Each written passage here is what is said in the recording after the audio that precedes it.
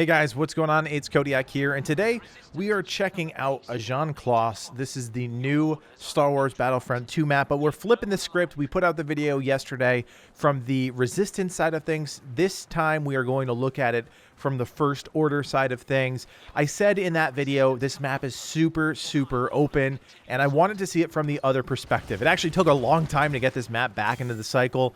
I had to go through like 6 co-op maps before I finally got to this on the First Order side, so I'm really happy that I finally got to do it, and it's really exciting. Now, I'm talking over the video. I've already played through this entire match, so I kind of am going to lead you guys into where this whole thing starts and finishes. And what I have to say is, playing this map as the First Order is 10 times more satisfying than playing as the Resistance, because it is really futile trying to defend on this map. It is so challenging because everything is so open.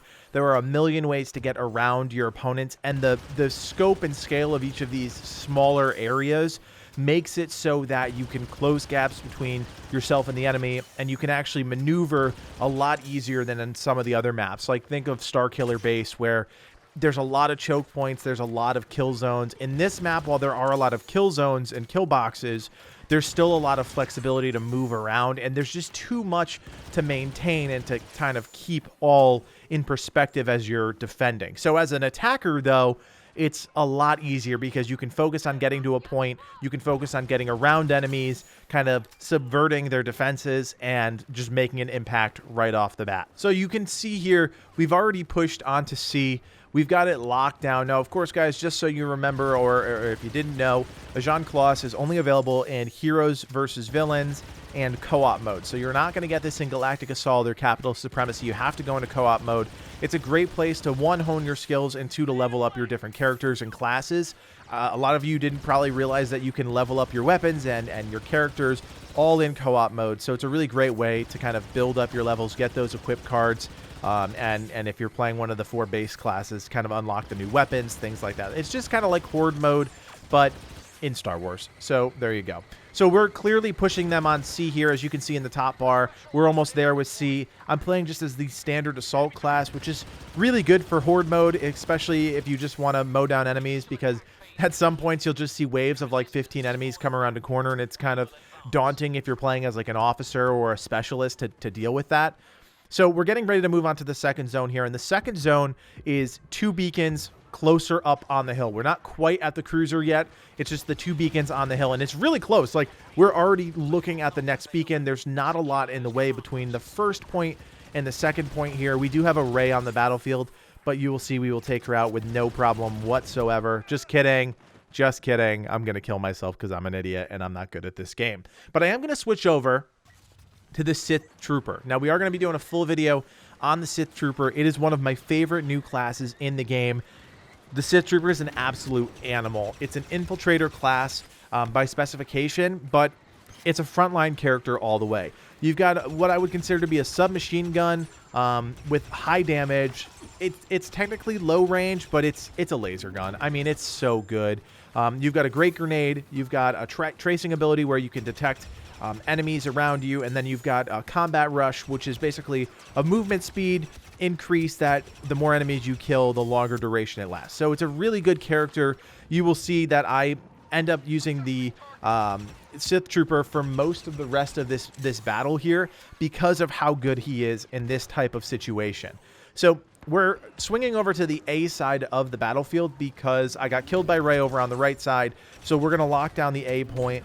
We're going to just absolutely mow down people. As you can see here, I'm trying to get that optimal heat release so that I can pretty much just hold down my trigger and just take anything down that comes around the corner. One of the cool parts about this, if you look up to the top part of your screen, you obviously see the cruiser there that's part of the mountain. The entire defensive team can see down into this little gully, and as they're coming down the mountain, you can shoot at them, but they actually have a great sniping position from up there. If you were ever to take this map and put it into Galactic Assault, this is one of those moments where like 15 guys come around the corner there. If you were to take this and put it into a Galactic Assault or Capital Supremacy, it would be a sniper's paradise. I think as somebody who gets really frustrated with snipers, this would be one of the maps that I get so frustrated with, because snipers are the only specialization that people are playing as. You saw very briefly there, you can actually use AT walkers in this one, just the small walkers. I didn't end up getting to do that in this game. I never died, I think, once I got the Sith Trooper. Humble brag there for you. Just kidding. I'm not that good at this game. But it's cool that you actually get a little bit of vehicle use. The co-op maps, you don't always get vehicle use, so it's cool that you have that possibility. I don't think it's necessarily needed, especially on the First Order side. Here's again another situation where 9 guys are running around the corner, throw a grenade, knock them all down, and I mean literally just cut through them with the Sith Trooper. But yeah, the vehicle does not, it's already kind of a hopeless case for the defenders. So giving them a vehicle, giving the First Order a vehicle is kind of, it's overkill in my opinion, but that's just my opinion. I always like the maps where you get to use a little bit of everything. I personally like vehicles in Battlefield, Battlefront type games. So take that for what you will. So we're pulling away with both of these points here. As you can see, they're coming down the mountain. I'm trying to use a little bit of cover and concealment as just a way to try and not let them chunk me from up there. I think I run into a situation at some point where I start to get picked off by a sniper, and I try and hide myself behind the walker, and I use my right-click ability with the Sith Trooper, which is kind of this like charge shot, which does a little bit of AoE splash damage, which I really, really like. It's a great way to kind of thin out a herd of enemies. It's really good. I actually use it as a sniper more than anything else because, like I said, his main weapon, his primary attack is more of like a submachine gun. So I use that charge shot to really take enemies on from afar and chunk them. About a quarter of health, depending on how I hit them. If you hit them direct on, you do a lot of damage. But if you hit them kind of like at their feet or something, more like splash damage stuff, you do about a quarter of damage. So it's a nice ability. So we're playing pretty brazen and bold right now. We did just take the second point, and now we are going to get into the real firefight part of this map. If you think of this as a cone or a funnel, we're basically shrinking the funnel down every different stage, right? The first stage, the funnel's wide open. Second stage, it gets to tighten a little bit more. Third stage, it starts to tighten even more. And in the final stage, you're at a singular point of a funnel. Now, I'm just going to swing up the left side here. We've got a ton of enemies right under the cruiser that we're going to need to get through. That is where the command point is that we're trying to capture. So I'm using this left side as cover to protect myself from anything on the left side. And then I'm going to kind of swing out and start to just pick people off left and right. And again, this is where the infiltrator is so good. You saw that I've popped my E ability so I could kind of see where enemies are, and I'm just going to hide under the cruiser here, and we're going to start taking this point. So this point actually it becomes a little less exciting for us for some reason. There's caves and tunnels on the right and the left that we just kind of choke off, and then we never have really a serious threat from straight on. For whatever reason, I think the enemies just stayed back, and we were just able to really chunk them well from a distance, using the cruiser as kind of like top cover, if that makes sense. I stay in this concealment area as much as I possibly can. Again, we're fighting computers, so it's not that big a deal, but you get the point. So we're going to continue to take this A point. We're about halfway there, just kind of looking around. For whatever reason, I still am marked with orbital bombardment, which is the Kafik spy ability, but I'm not worried about it. I think it just didn't get toggled or something, but I'm not too worried about it. We're easily going to capture this one. It gets a little boring for a second here, and as soon as we capture it, that is where things start to get a little nutty as we head back to the last point. I don't even know where the B command point is. It's off to the right there, but every time I play this map, it's like almost a little bit separated from the A point, and the A point seems to be the primary one to take. So we're going to take A. We've got Ray here. Hopefully I don't die. I don't remember if I die or not. I don't think I do. I think I survive it. Throw a little grenade in there, knock her down, and get the kill by proxy, I believe. Oh, no, maybe I do actually get the kill.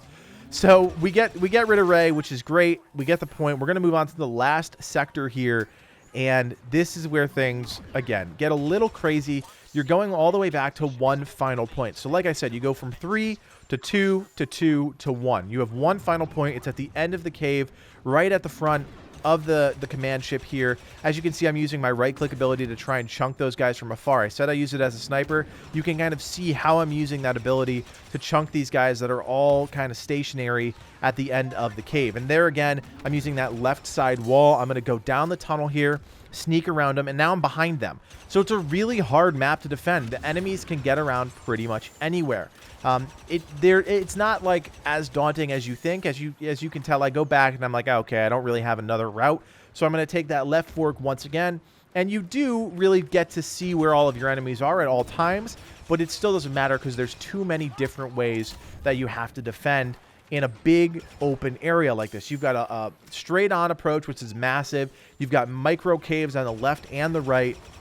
And the defenders have all these caves in the back, which don't really add anything for them. It just really gives the attackers more places to hide. So we rush them very quickly on point A. We start chunking them all down. And now it becomes kind of a flip scenario, right? Where the attackers have to kind of hold this massive open position where defenders can come out from anywhere. Luckily, we have 2 heroes on the field. I'm covering kind of the right middle section of things. And it's not a big deal. You will see that we end up getting some absolutely massive waves of defenders that come out that we have to deal with. And I think I switched characters at some point before the end of this fight because I just got overwhelmed on the Sith Trooper. So we've got guys coming out from the right side. We've got guys coming out straight ahead. I'm kind of moving backwards. I have no cover, no concealment. I'm just playing pretty bold and brazen, not to overuse those terminologies, but I'm going to for the moment. We've got a Finn on the battlefield who we just take care of very quickly next to Kylo Ren and Phasma. And again, we take care of that wave, and now we're dealing with the waiting game, waiting for another set. I pop my scan ability, and you can see there's a ton of enemies right there.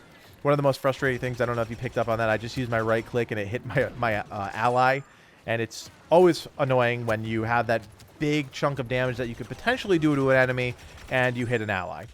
So got a little overwhelmed there. Wasn't doing anything overly fancy, but just got overwhelmed. I think I switch over to the Jet Trooper for a second, who I'm not good at. I will fully disclose right now that I am not good at the Jet Trooper. I want to be good at the Jet Trooper. This is one of the other new characters in the game.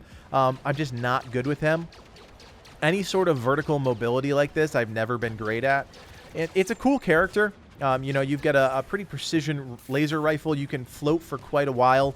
But I find that for me, if I'm in the air and I'm floating, I'm a big old target, and that usually means I end up dead. So, not great. At this point, we pretty much have this thing in the bag. We're just holding out. I'm just tooling around with the Jet Trooper at this point just to play him for a little bit. For anybody who was curious, the Jet Trooper is one of the new characters in the game thanks to the Rise of Skywalker kind of cross-promotional event. He does have the projectile grenade launcher ability that you saw in the movie. If you haven't seen the movie yet, it's not a spoiler, I promise you. It's just a new character that they introduced. It's kind of cool. And a very good aerial longevity. You can stay in the air with this guy for a very long time. It refreshes rather quickly, which is fun too. As you can tell, I'm kind of zipping and bopping around. He's a really fun character, and we are about to hit the victory for this map. Again, this is AJAN KLOSS. This is from the First Order side of things. If you liked the video, go ahead and like and subscribe. And remember, you can join us on Discord. But for now, guys, my name is Codiak, and from everyone here at the Game Gurus, thanks for watching, and play on. Thanks for checking out the video. If you want to learn more about the game, or just want to be part of an incredible video game community, join the Game Gurus on Discord.